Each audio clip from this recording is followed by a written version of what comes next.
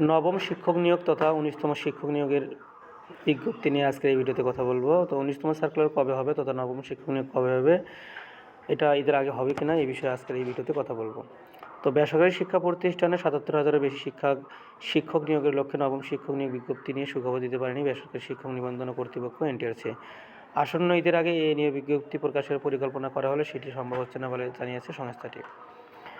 মঙ্গলবার একটি সূত্র জানিয়েছে যে নতুন চেয়ারম্যান রাজা আব্দুল হাই যোগদান না করায় সংস্থাটির নূরে আলম সিদ্দিকীর রুটিন দায়িত্ব দেওয়া হয়েছে, তবে তিনি বিজ্ঞপ্তির মতো গুরুত্বপূর্ণ সিদ্ধান্ত নেবেন না। নিয়মিত চেয়ারম্যান না আসা পর্যন্ত নবম শিক্ষক নিয়োগ বিজ্ঞপ্তি প্রকাশের বিষয়ে কোনো সিদ্ধান্ত নেওয়া সম্ভব হবে না।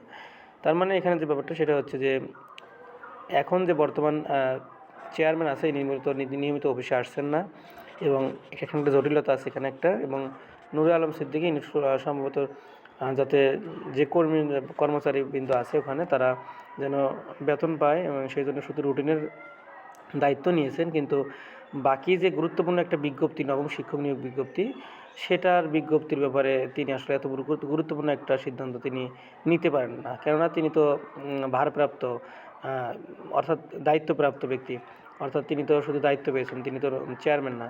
সুতরাং উনি অপেক্ষা করছেন যে চেয়ারম্যান যখন থেকে নিয়মিত হবে তখন থেকে সার্কুলার প্রকাশ করা হবে। তো আপনারা জানেন নিবন্ধনের সার্কুলার ঈদের আগে প্রকাশ করা সম্ভব হবে না, ঈদের পরে হয়তো বা সার্কুলার প্রকাশ হবে। তো যখনই সার্কুলার প্রকাশ করা হবে আমাদের চ্যানেলের মাধ্যমে জানিয়ে দেওয়া হবে। আরেকটি কথা সেটা হচ্ছে যে ১৯তম শিক্ষক নিবন্ধনের জন্য আমাদের গণিতের বেসিক কোর্স চলমান রয়েছে, এবং স্কুল পর্যায়ের এবং কলেজ পর্যায়ের পদার্থবিজ্ঞান ও রসায়নের কোর্স চলমান আছে। আপনি চাইলে আমাদের এই কোর্সে অংশগ্রহণ করতে পারেন।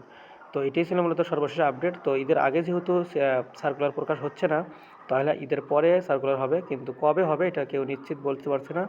তা আশা করছি আমরা ঈদের পরে সার্কুলার পেয়ে যাব খুব শীঘ্রই। আর আপনারা এখন থেকে একটু একটু করে লেখাপড়া চালিয়ে যাবেন, যাতে করে আপনাদের সার্কুলার যখনই দিক যাতে প্রস্তুতি নিতে কোনো সমস্যা নেই, প্রথমবারেই যেন আপনার কাঙ্ক্ষিত চাকরিটি পেয়ে যান আপনি।